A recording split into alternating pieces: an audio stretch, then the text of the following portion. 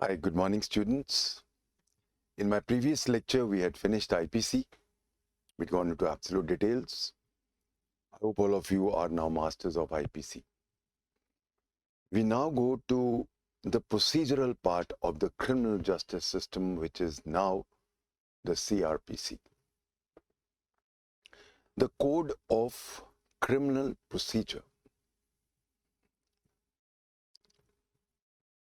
The criminal justice system, we have two justice systems.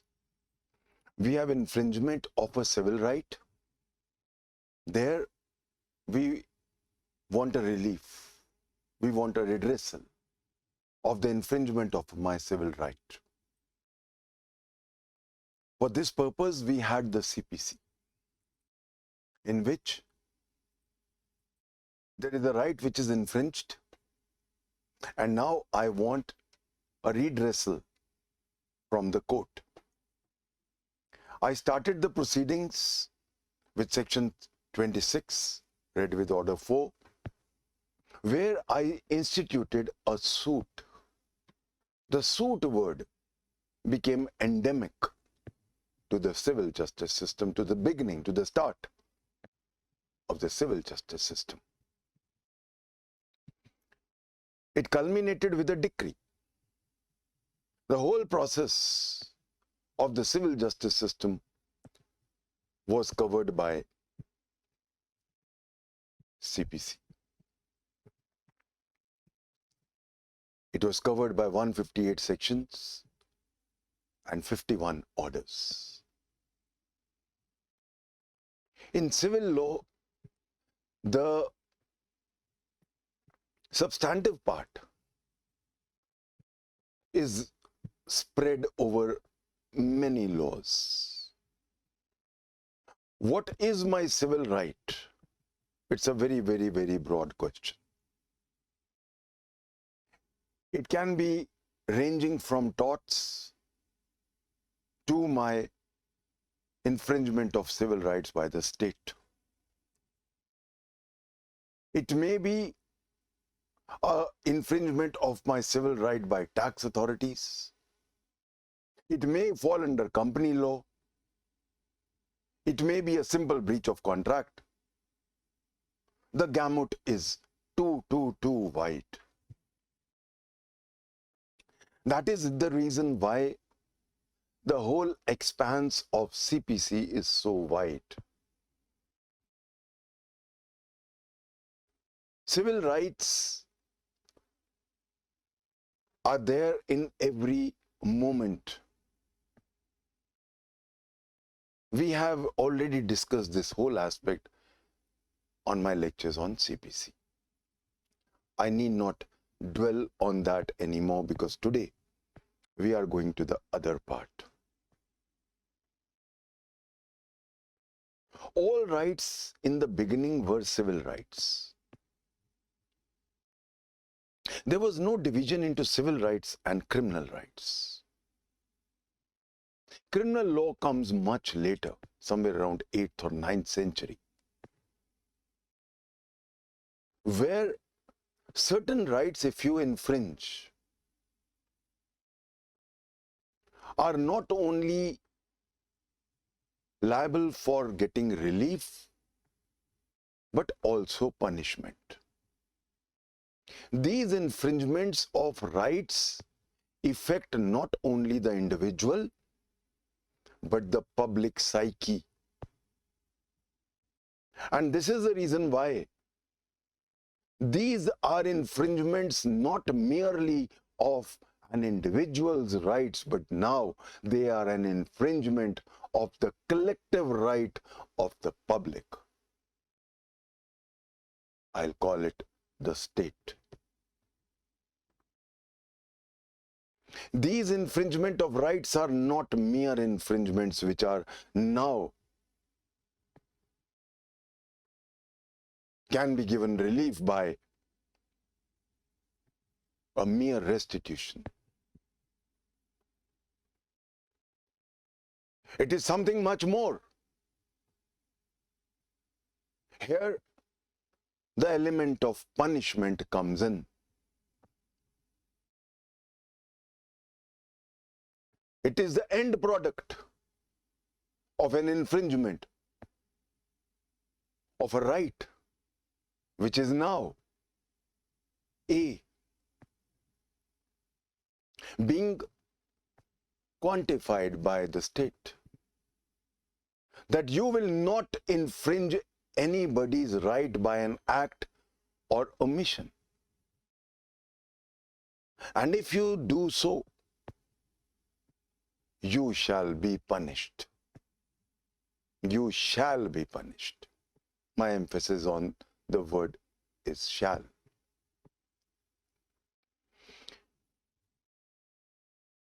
In other words, the infringement of those rights which are now A, quantified by law, and B, are made punishable by law, are my rights which fall under the criminal justice system.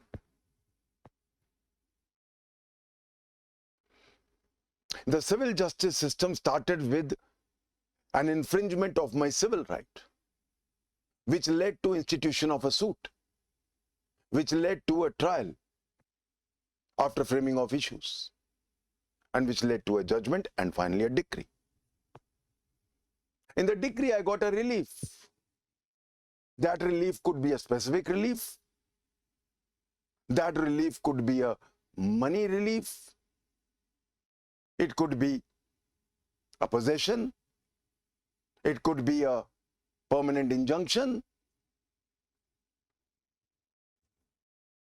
Depends on case to case.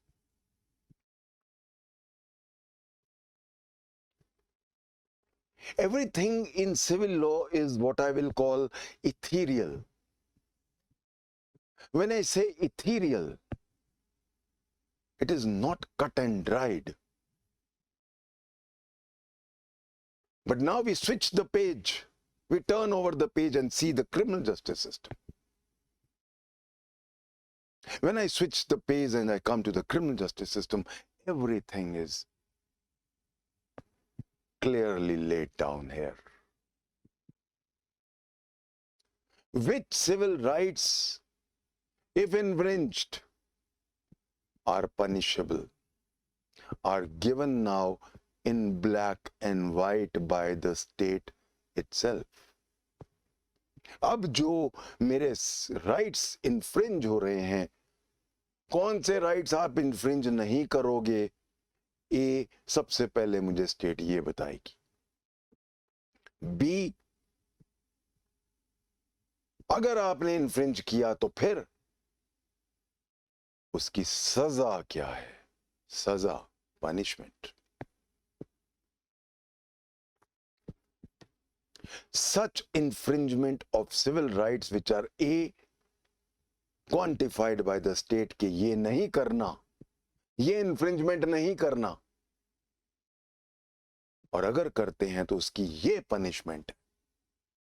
तो क्या act या omission नहीं करना, और अगर करते हो तो उसकी क्या पनिशमेंट है. इस इन्फ्रिंजमेंट को मैं एक शब्द वर्ड यूज करता हूं जो वर्ड सीआरपीसी में डिफाइंड है, और वो है offence. Section 2 clause N of CRPC defines what is an offense. An act or omission given by the state and made punishable by the state. An act and omission which you don't have to do, which you are forbidden to do. So which acts or omissions are prohibited? First part. And if you still do it, what is going to be your punishment? ये एक दूसरे type का infringement आ गया जहां पे relief जो है वो एक पनिशमेंट के तौर पे मिलती है.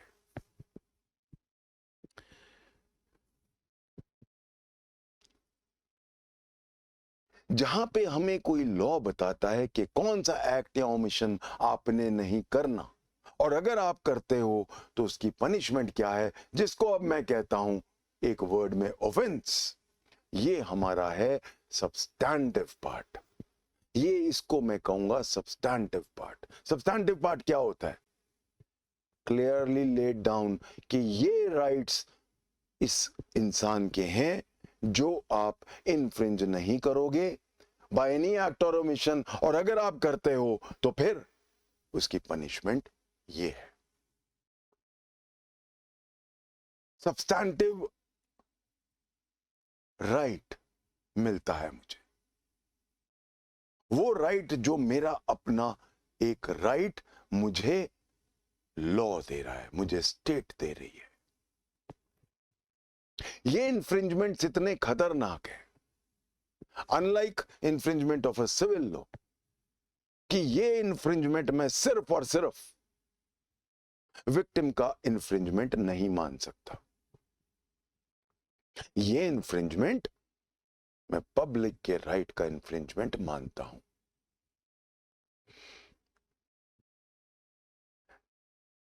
अगर हम सब्सटैंटिव लॉ की बात करें,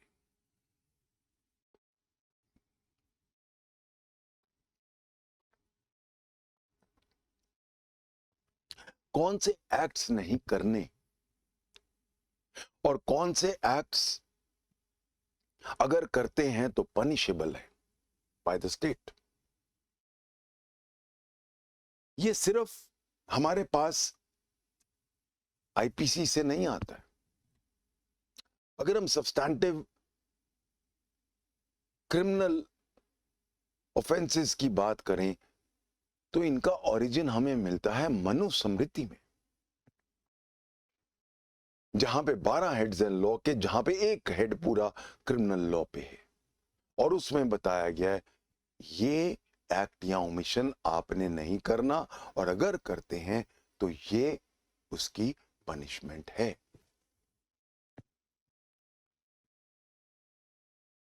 अगर कहीं कोई राइट की पनिशमेंट नहीं है तो वो ऑफेंस नहीं है। That is a basic aspect. So offence और पनिशमेंट का हैंड इन हैंड का रिश्ता है।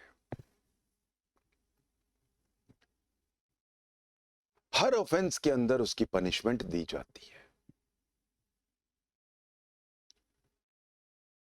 आईपीसी के अंदर हर ऑफेंस के बाद उसका क्लासिफिकेशन ऑफ ऑफेंस लिखा गया है। हर ऑफेंस की अपनी एक क्लासिफिकेशन है।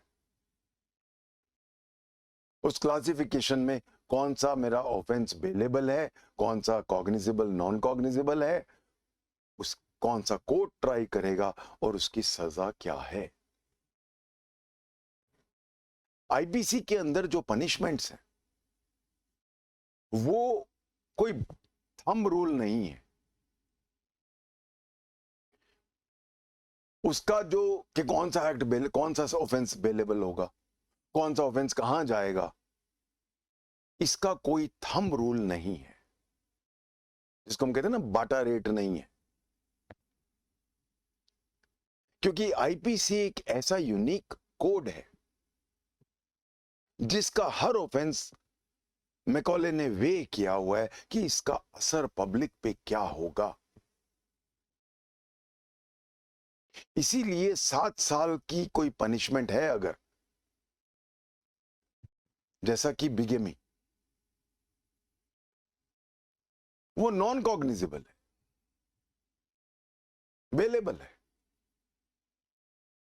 At the same time we have, हमने इतनी सारी ऑफेंसेस पढ़े जहां पे 2 साल की सजा है और नॉन बेलेबल है, offences against the public justice system. इसीलिए जैसा कि मैंने बोला आईपीसी के अंदर हम कोई थंब रूल नहीं दे सकते हैं कि ओके जी अगर तो 7 साल से ऊपर की सजा है इस कोर्ट में जाएगा, बेलेबल होगा, नॉन बेलेबल होगा, नहीं। Every offense is taken on its own value and every offense has been evaluated on its own demerits. And what is the parameter of evaluation? How much does it affect the public psyche? More serious the offense, what is the definition of seriousness?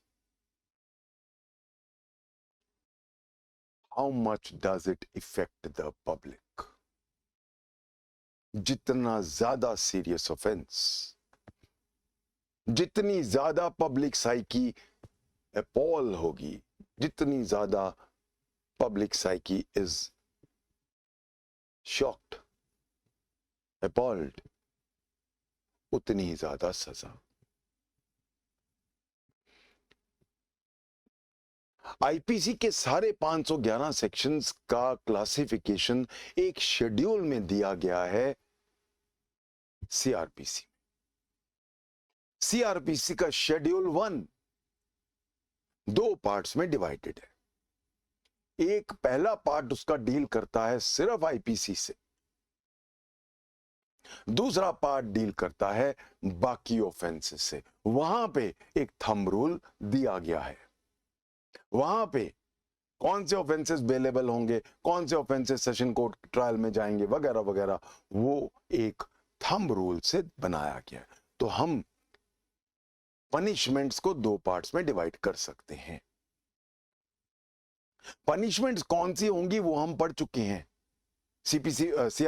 IPC में मैंने बहुत detail में पढ़ाया आपको। Right from death penalty to imprisonment, to life imprisonment, to forfeiture of property, to fine, सब पढ़ लिया। वो तो है कि पनिशमेंट्स कौन सी हैं।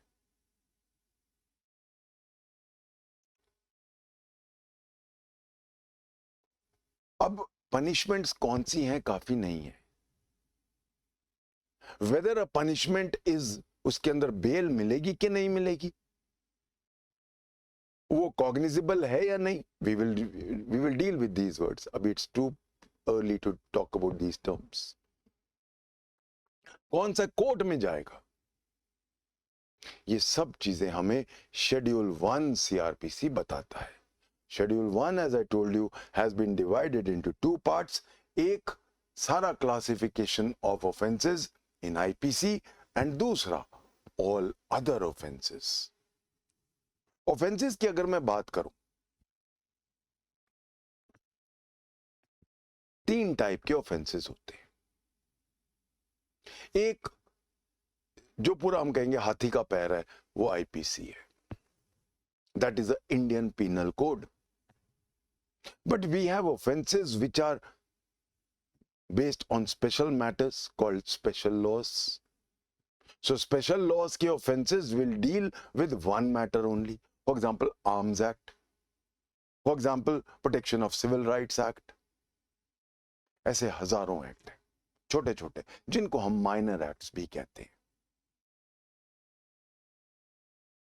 या फिर एक और तरह के हमारे पास ऑफेंसेस हैं जो एरिया वाइज हैं, जिनको हम लोकल ऑफेंसेस कहते हैं, जो सिर्फ उन्हीं एरियाज में ऑफेंसेस हैं। For example MCOCA, Maharashtra control of organised crime control act जो है, वो सिर्फ महाराष्ट्र में लागू होता है। आईपीसी का पूरा 511 सेक्शंस का क्लासिफिकेशन हमारे शेड्यूल 1 के पहले पार्ट में आ गया, और अब बाकी सारे ऑफेंसेस जो स्पेशल और लोकल लॉज में आएंगे वो शेड्यूल 1 के पार्ट 2 में आ गया। जैसा कि मैंने बोला,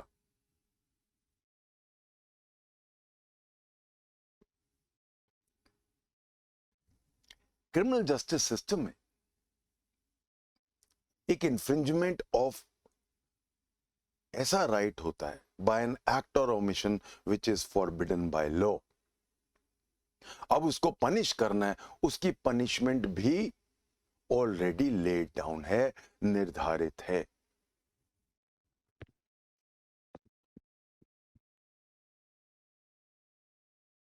अब एक, जैसा कि हमने देखा, प्लेंटिव ने बोला तो हम ये थोड़ा सीधा कहेंगे कि डिफेंडेंट पैसे दो, रिलीफ दो। सिमिलरली विक्टिम ने कहा कि मेरे साथ ये ऑफेंस हुआ है, तो हम सीधा थोड़ा कि उसको फांसी पे टांग देंगे। we have to now give him a chance to negate whatever the victim is saying. उसका एक पूरा प्रोसीजर है. It's a detailed procedure.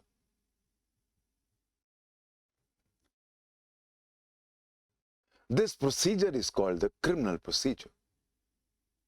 What is a criminal procedure? Right from the infringement of a right, when I come to the appropriate authority, कि sir मेरी फरियाद सुन लो, उसके ऊपर अब पहले एक इन्वेस्टिगेशन करेगी. अगर पुलिस के पास आता है वो एफआईआर में, और अगर वो सीधा कोर्ट में जाता है तो फिर कोर्ट एक इंक्वायरी करेगी. उसके बेस पे now the trial will start. I'll come to that little later.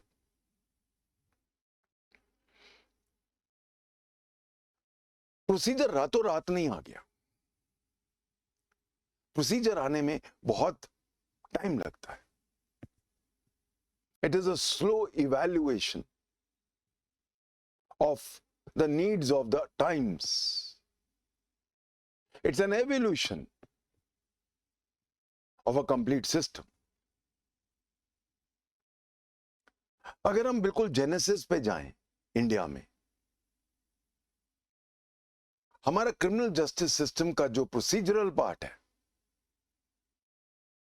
अगर मैं कहूं कि मनुस्मृति में सब्सटैंटिव पार्ट ज्यादा आता है, प्रोसीजरल पार्ट हल्का सा है, बहुत ही हल्का सा.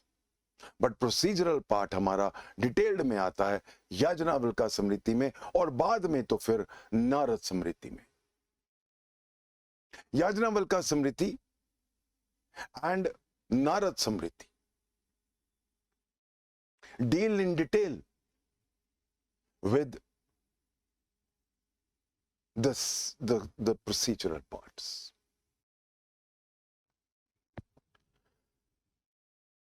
मुस्लिम टाइम्स पे जब आते हैं तो ये तो हिंदू लॉ का था. हिंदू टाइम्स में राजन जो था वो याज्ञवल्क्य स्मृति और नारद स्मृति और जो ऐसे स्मृतिज में थोड़े थोड़े एक्सर्प्ट्स हैं क्रिमिनल जस्टिस सिस्टम के, उनको फॉलो करते थे. The ideals were laid down, the ideals of the procedure which a trial will follow, that the law of evidence, all was laid down, I will say, in fair detail. Muslim law, Muslim times में जब हम आते हैं, the king was the fountainhead of justice. He was an image of God. And that is why the procedure which was followed as per Shariat. Whether it is the slave dynasty or it is the Mughals, we find that the Muslim law emanates from the Holy Quran. Islam basically is based on justice, so there was not much problem in the procedure. So we find both in Hindu times as well as in the Muslim times, there was adequate procedure both of substantive laws and of the procedures.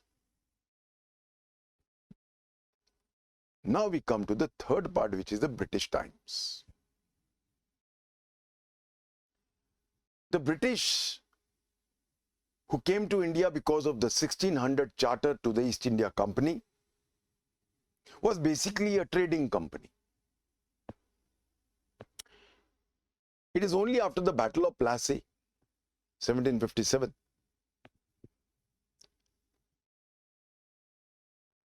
that now the British start administrating. The Regulating Act 1773 comes into force. That is the first act of India. The British first made their strongholds in 3 presidencies: Calcutta, Bombay and Madras. These were called the presidency towns. These towns were guided by common law. Hence, there were separate procedures which were followed in presidency towns, and the other places who called the provinces, which were basically princely states, were given a procedure, but then they had a different procedure. First, we started with 3 separate procedures for Bombay, Madras, and Calcutta. However, then we had the first step towards consolidation of procedure by what we call the Criminal Procedure Supreme Courts Act 1852.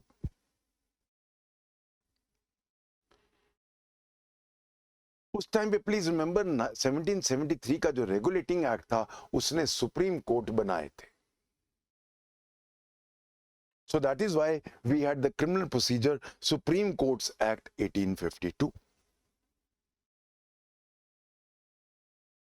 1861 में the High Courts Act was passed.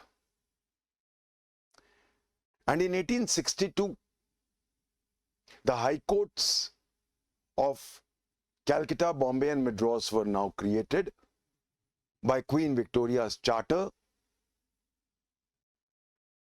and they were given letters patent. अब क्योंकि Supreme Court was replaced by High Courts, that is why the Criminal Procedure Supreme Courts Act 1852 had now to be changed. And now it becomes High Court Criminal Procedures Act 1865. Because Supreme Court तो रहा ही नहीं, खत्म हो गया था. 1861 के act से Supreme Court was abolished and now we have High Courts. So that is why the Criminal Procedure Supreme Courts Act 1852 is now replaced by, क्योंकि अब Supreme Court नहीं है, अब High Courts आ चुके हैं, by the High Courts Criminal Procedure Act 1865.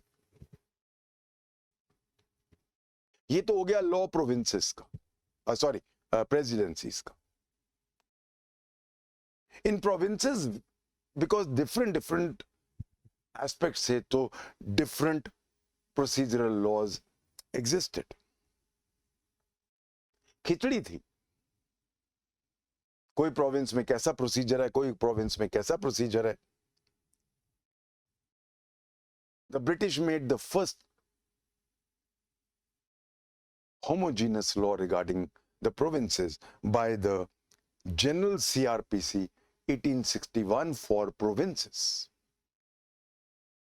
तो अब क्या हो गया कि 1861 में एक जनरल CrPC आ गई पूरे प्रोविंसेस के लिए, और प्रेसिडेंसीज के लिए हमारा high court criminal procedure act 1865. तो कायदे से अब 2 CrPCs चल रही थी, एक प्रोविंसेस की और एक हमारी प्रेसिडेंसीज की. नाउ प्लीज रिमेंबर, ये सारे लॉज क्यों शुरू होते हैं? क्योंकि 1857 जो है 1857 को जो हमारा first so called war of independence है, उसके बाद जब हार जाते हैं सारी फोर्सेस इंडिया के, जब whether it is Rani of Jhansi, Tantia Tope और Bahadur Shah Zafar is now dethroned and now sent to exile, and after the 1858 accession to the crown, government of India act 1858, अब ब्रिटिश फ्री थे, अब वो कोई भी लॉ बना सकते थे. और इसीलिए 1858 के बाद हम जैसे कहते हैं झड़ी लग जाती है ब्रिटिश लॉज की.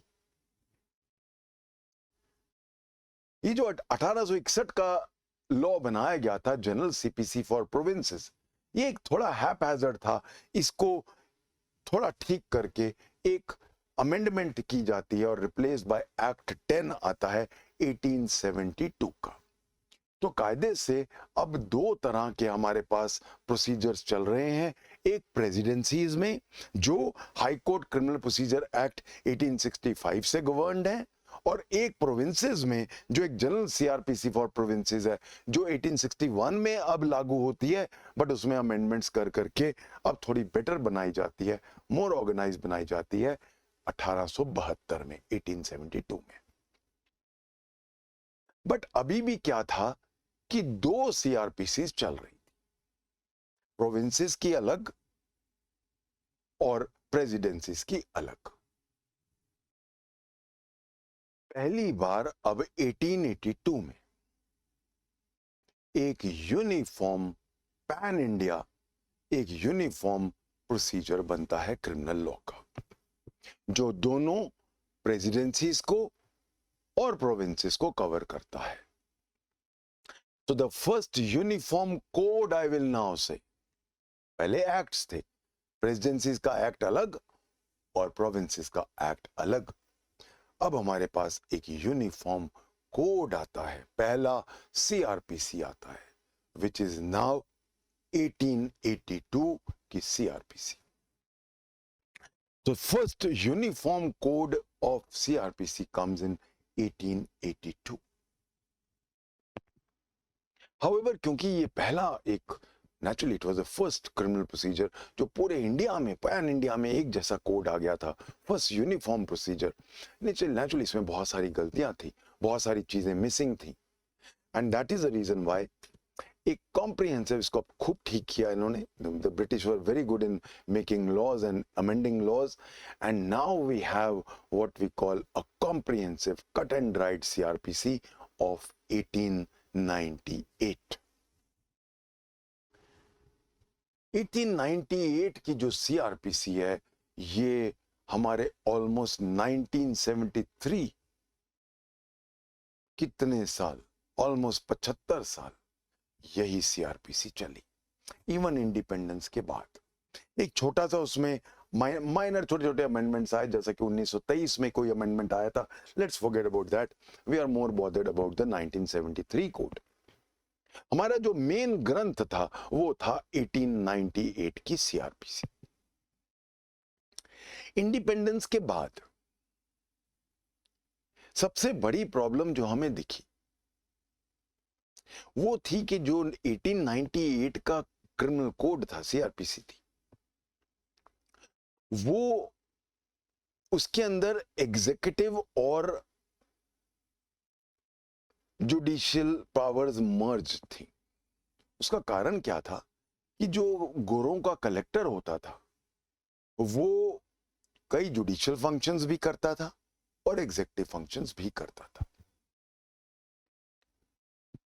British had both the powers, वो एग्जीक्यूटिव पावर, सेम आदमी एग्जीक्यूटिव पावर्स भी एक्सरसाइज करता था और साथ साथ क्रिमिनल पावर्स भी यूज करता था, यानी कि जुडिशियल पावर भी यूज करता था।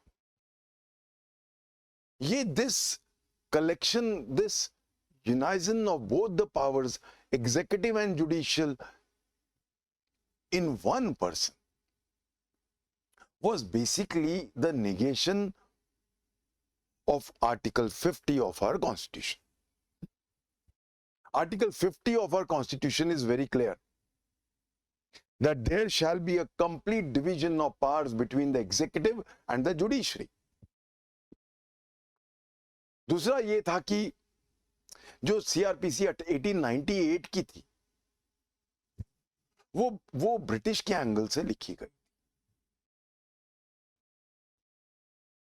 हमारा जो आजाद देश था वो सोशलिस्ट था, वेलफेयर स्टेट था, गरीब लोग थे। हमें उन लोगों के राइट्स को ध्यान में रख के लिखनी थी। तो there were basic inherent defects in the 1898 CrPC. पहला इनहेरेंट डिफेक्ट था कि हमारे कॉन्स्टिट्यूशन के खिलाफ थी। क्यों खिलाफ थी? It combined both the executive and judicial functions in the same person,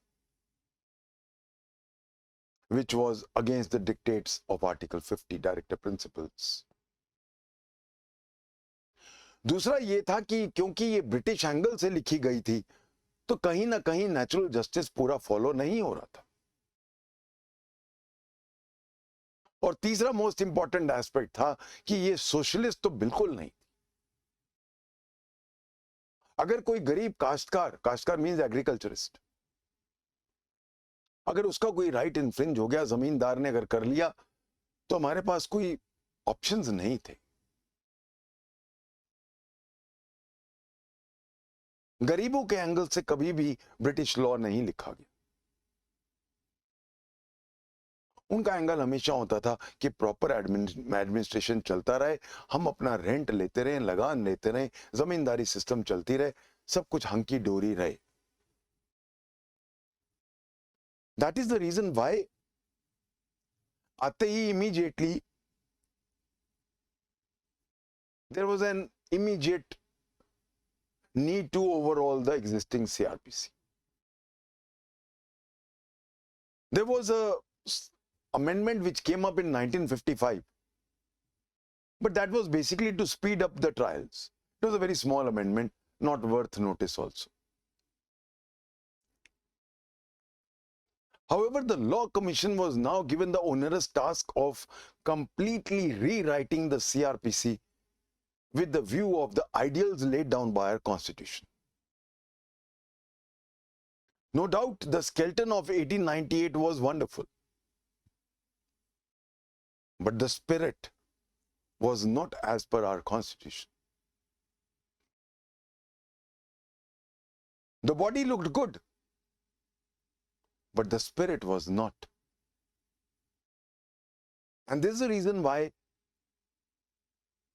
the Law Commission was given this onerous task of going through each provision, overhauling each provision, and rewriting each provision with a view of the common Indian citizen, with a view that the Constitution should not be infringed, with a view that the poor man should get justice, and he should not be bereft of justice just because he happens to be indigent.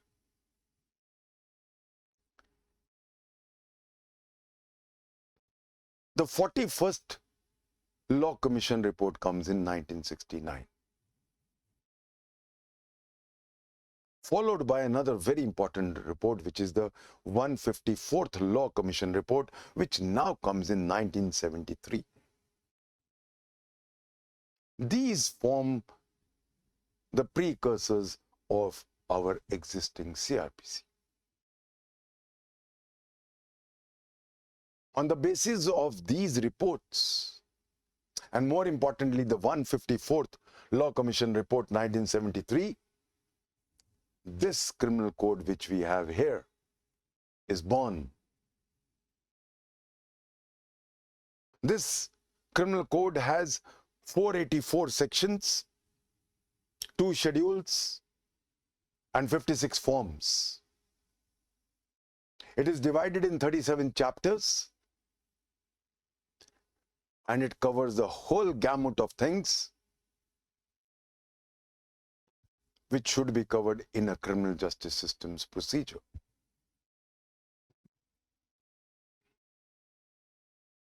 CrPC,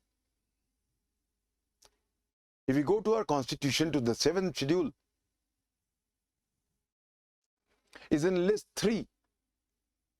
List 3 deals with the concurrent list of subjects where the state and the union can concurrently make laws. Entry 2 of list 3 says that criminal procedure including all matters included in CrPC. In other words, both the state and the center and the union can frame laws on CrPC.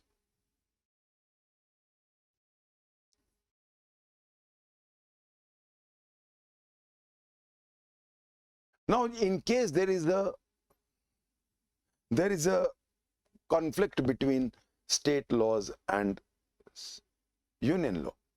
Suppose कोई CrPC का कोई हमारा provision है और state उस provision के खिलाफ, उसके कॉन्फ्लिक्ट में कोई अपना लॉ बनाती है, क्या वो हो सकता है? Can it be allowed? For example, let's take an example. Section 438 deals with anticipatory bails. For a very, very, very long time, anticipatory 438 was omitted by UP, Uttar Pradesh. the question arises, can a state make laws in CrPC which are in conflict with the laws of the union?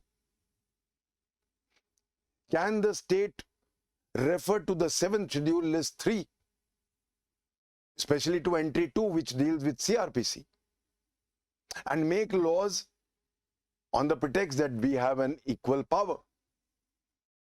For this purpose, I must refer to Article 354, Clause 2 of our Constitution.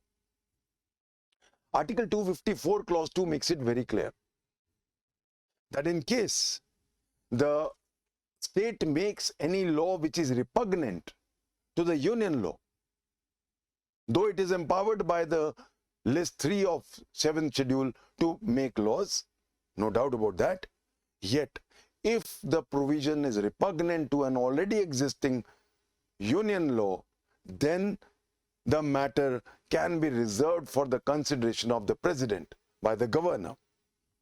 That means the governor will reserve that bill for the assent of the president, and only if the president gives assent, तभी सिर्फ वो law बनेगा.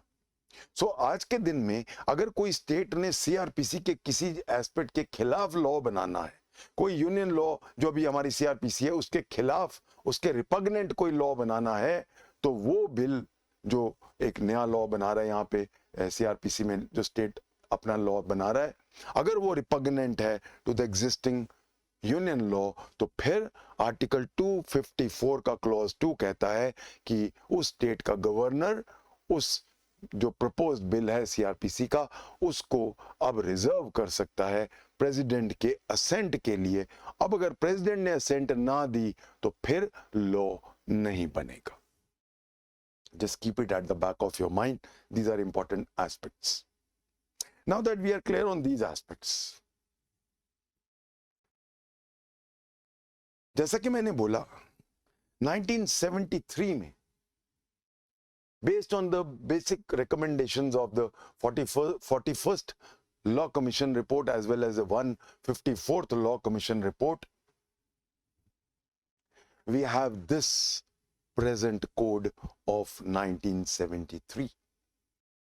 This code came into being on, if you notice, please go to the top page, it comes into effect on 1st April 1974. तो 1 अप्रैल 1974 में ये हमारा CrPC comes into existence.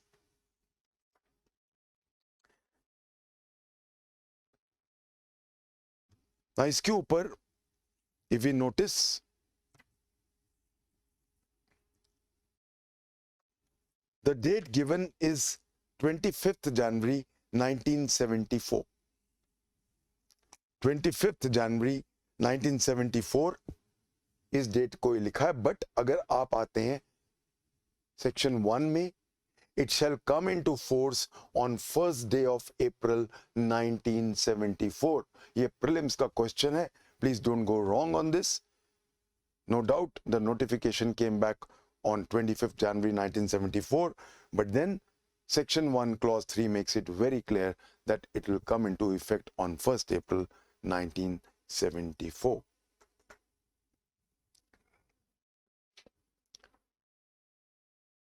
What should be the guiding principle of any procedural law?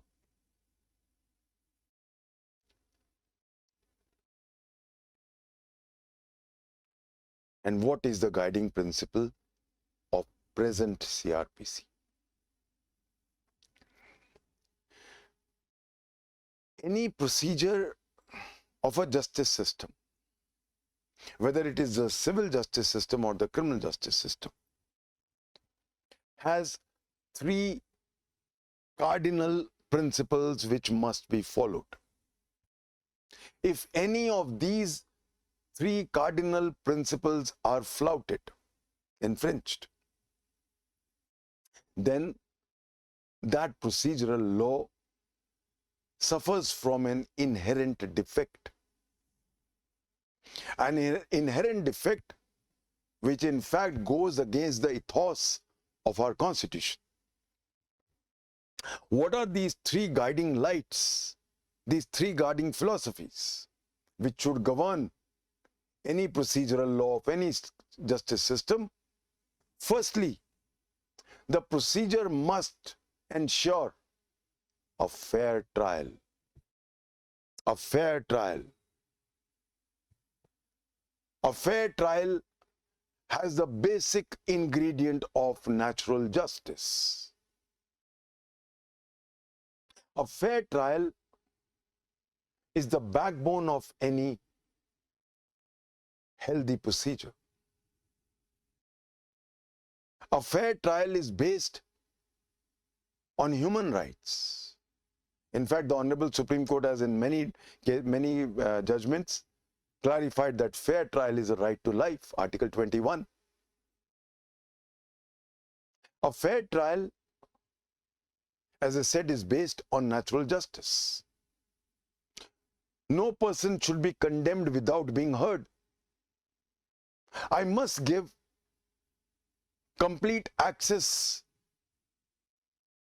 to the procedure to both the parties. It is not only that the accused should be given the access. I'm using the word both the parties. We must say that CrPC has ensured at every step that both the parties have an adequate representation throughout the court. An accused in criminal law jurisprudence starts with the presumption of innocence. This presumption of innocence came from a landmark judgment. No doubt, it was there throughout, but then it came under as a judicial pronouncement in Woolmington versus Public Prosecutor, 1935, in which it was very clearly said that the burden of proving the accused guilty is always on the prosecution, and the burden never shifts. Because we recognize that an accused is presumed to be innocent unless proved guilty beyond reasonable doubt.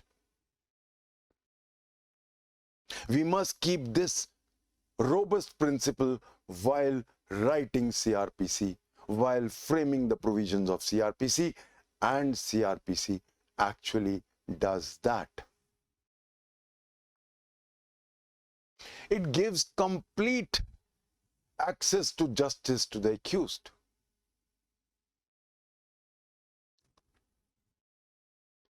An accused, हम accused को तंग नहीं करते हैं. अगर कोई complaint दर्ज होती है डायरेक्टली कोर्ट में, तो पहले कोर्ट इंक्वायरी करेगा और अगर उसको लगता है कोई दम है तब बुलाएगा 204 में. बेल प्रोविजंस है, जो बेलेबल ऑफेंसेस है उनमें बेल एज अ राइट है. जो नॉन बेलेबल है वहां मैजिस्ट्रेट डिसाइड करेगा या जज डिसाइड करेगा कि इसको देना है कि नहीं देना.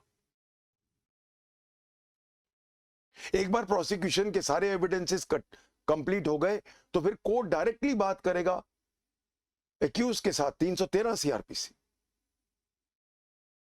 पूरा मौका देगा उसको अपनी डिफेंस दे, और इसलिए वो अंडर ओथ नहीं मांगेगा. इवन अगर एक्यूज झूठ बोलना चाहे तो बोल सकता है, क्योंकि अंडर ओथ नहीं है वो. हर स्टेप पे CrPC कहता है कि हर रोज एक्यूज प्रेजेंट होगा,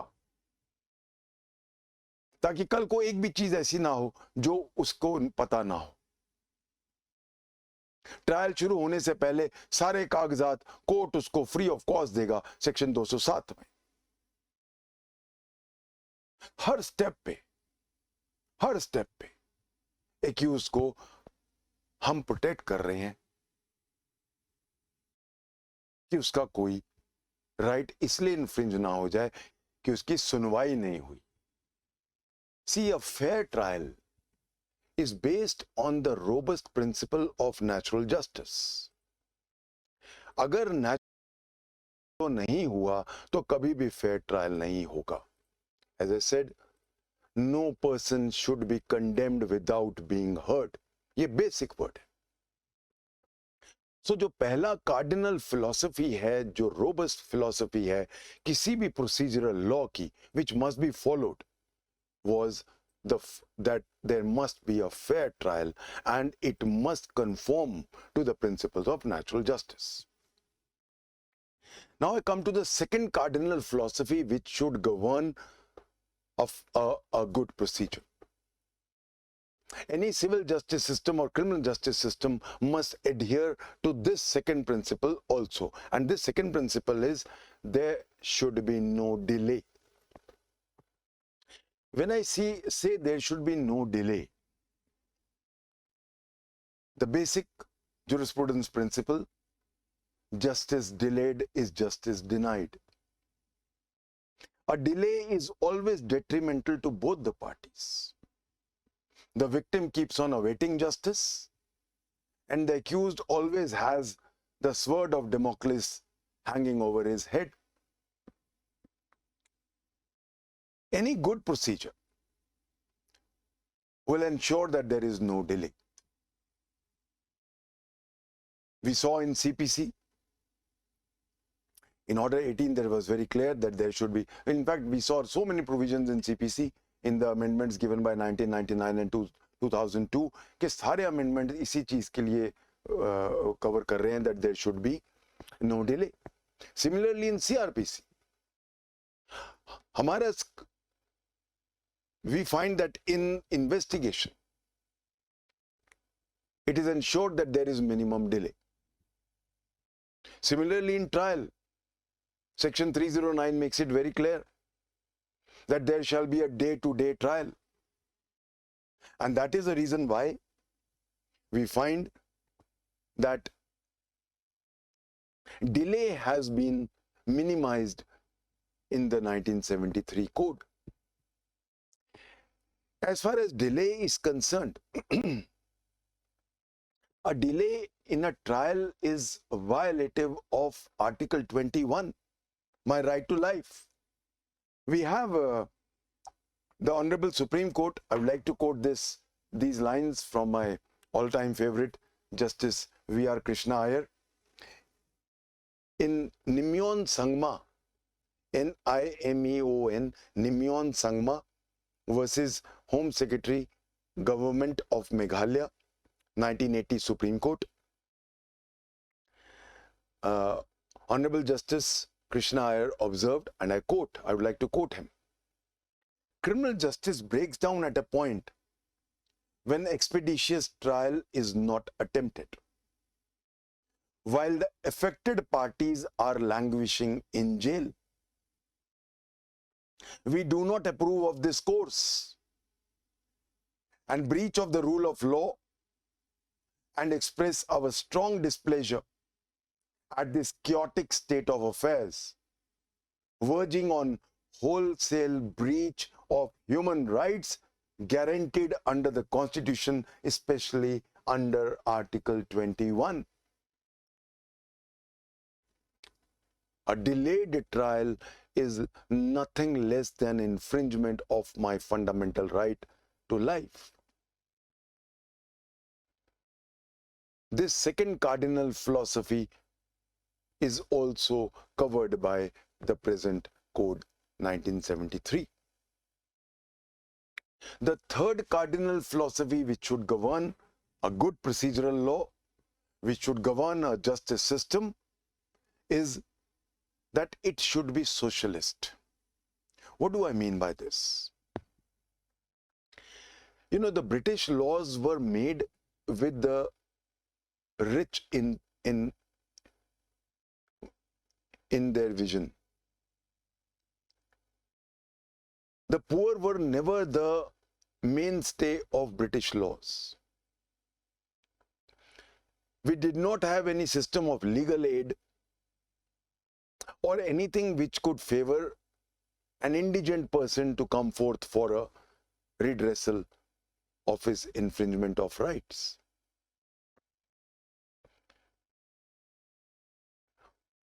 modern Indian laws, after the framing of our constitution, must not forget the basic word, the ethos, that the constitution envisages a welfare state. That the constitution uses the word socialist right in the preamble. A poor man has equal right to a justice system as any rich man. The right to equality is the bedrock of our constitution. And that's the reason why a fair deal must be given to poor people also.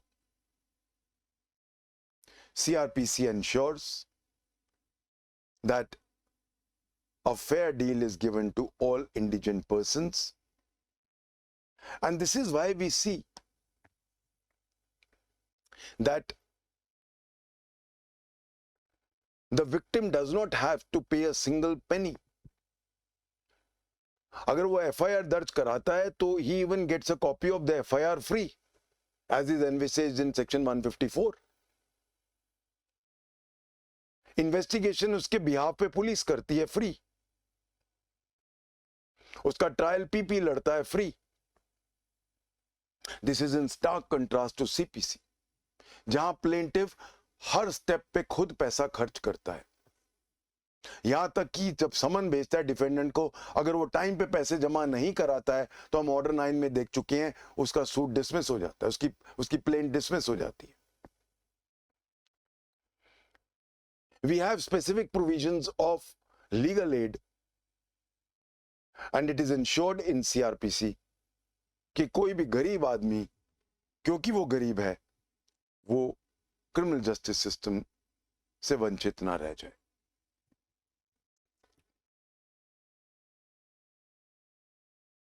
Our constitution must be reflected, it must be protected by all laws which are post-constitution. The spirit of our constitution must always be reflected blatantly and impliedly in every law. Article 20 clause 2 deals with double jeopardy. No person can be made to suffer double jeopardy. The statutory recognition to Article 20 clause 2 double jeopardy is seen in CrPC. There's a specific section which gives a statutory acceptance to this, which is section 300. Also, we have a right not to self-incriminate myself. This is reflected in CrPC, also hand in hand with the Indian Evidence Act. Section 24 of Evidence Act clearly tells us that there can be no confession made under inducement, threat or promise. No confession before a police officer is admissible under Section 25. No confession made in police custody is admissible under Section 26 Evidence Act. Both Indian Evidence Act and CrPC go hand in hand at one point of time when the trial starts, and both ensure that they protect the lofty ideals given in our constitution. What is the biggest achievement of the new CrPC? How is 1973 code a huge change over the existing 1898 CrPC? What is the basic inherent difference?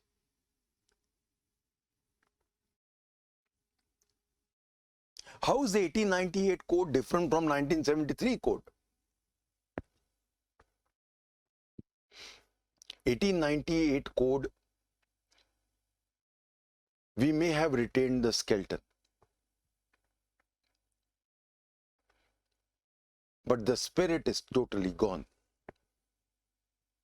The spirit of 1898 code was a servile India एक ऐसा India जो बेड़ियों में जकड़ा हुआ था. It was a fettered India. The 1973 code reflects the ideals of our constitution. The most important ideal was laid down in Article 50. There must be a complete separation of executive and the judicial. In the 1898 code, Britishers always were at the helm of important posts. सारी important posts Britishers के पास होती थी. And that is the reason why the executive and judiciary was rolled into one. जो judicial magistrate का काम करता था वही executive magistrate का काम भी करता था. It was blatantly against the directive principle as laid down in Article 50. अगर executive ही judiciary बनेगा तो बाढ़ ही खेत को खाएगी. The biggest achievement of this code, new code, is it completely segregates in two watertight compartments the powers of an executive magistrate and a judicial magistrate. Right from Section 6 CrPC, which lays down the courts, the classification of courts. Besides the High Court, the Session Court, JM1, JM2, there shall be executive magistrates criminal courts. Executive magistrate criminal courts have been segregated as criminal courts right from Section 6. Section 3 makes it very clear. Of CrPC, of course, I'm talking about CrPC. Section 3 makes it very clear that any reference to the word magistrate in CrPC will mean reference to a judicial magistrate and nobody else. The powers of an executive magistrate in CrPC are purely preventive or preemptive in nature. They do not come into vogue once an offense has been committed. एक बार offense हो गया तो फिर executive magistrate का कोई role नहीं है. Offense होने से पहले का रोल है. Executive magistrates की अगर हम powers देखें, वो FIR शुरू होने से एकदम पहले के सारे पावर्स एग्जेक्टिव मैजिस्ट्रेट के. 107 to 124 प्रिवेंटिव पावर्स. ऑफेंस बचाना है हम. क्यों? क्योंकि एग्जेक्टिव मैजिस्ट्रेट का बेसिक काम क्या है? लॉ एंड ऑर्डर मेंटेन करना. लॉ ऑर्डर मेंटेन कब होगा? जब हम ऑफेंसेस को प्रिवेंट करेंगे. वो पावर हम उसको दे रहे हैं सेक्शन 107 से लेकर 124 तक. लॉ एंड ऑर्डर क्योंकि उसका बेसिक बेबी है. The main work of a executive magistrate is to maintain law and order. And that is why to maintain law and order we have provisions from 129 to 132 read with section 144. Public nuisances हैं. You don't expect a judicial magistrate to now look after public nuisances. Hence, public nuisances job has been given to the executive magistrate from sections 133 to 143. And finally, अगर कोई झगड़ा हो रहा है immovable property पे, तो वो हम उसको पावर दे रहे हैं 145 से लेकर 153. ये सारी पावर्स क्या हैं? Preventive powers, law and order के पावर्स, पब्लिक न्यूसेंसेस को हटाने के पावर्स. ऑफेंस होते ही क्या होता है? FIR दर्ज होती है या फिर कंप्लेंट दर्ज होती है. इन दोनों में फर्क क्या है हम अगले लेक्चर में डिटेल में करेंगे. बट प्लीज रिमेंबर, जैसे ही ऑफेंस हो गया ये वाला कंपार्टमेंट बंद, जुडिशियल मैजिस्ट्रेट का कंपार्टमेंट, जुडिशियल जजेस का कंपार्टमेंट शुरू.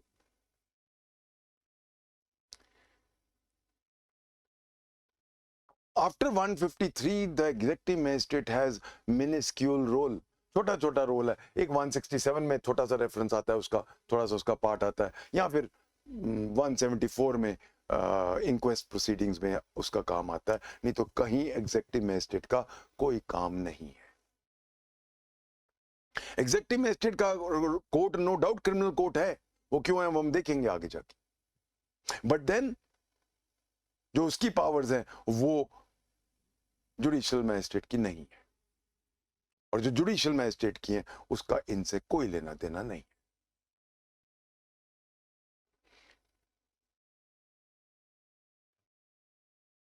This was just an introductory lecture on CrPC नई है क्या.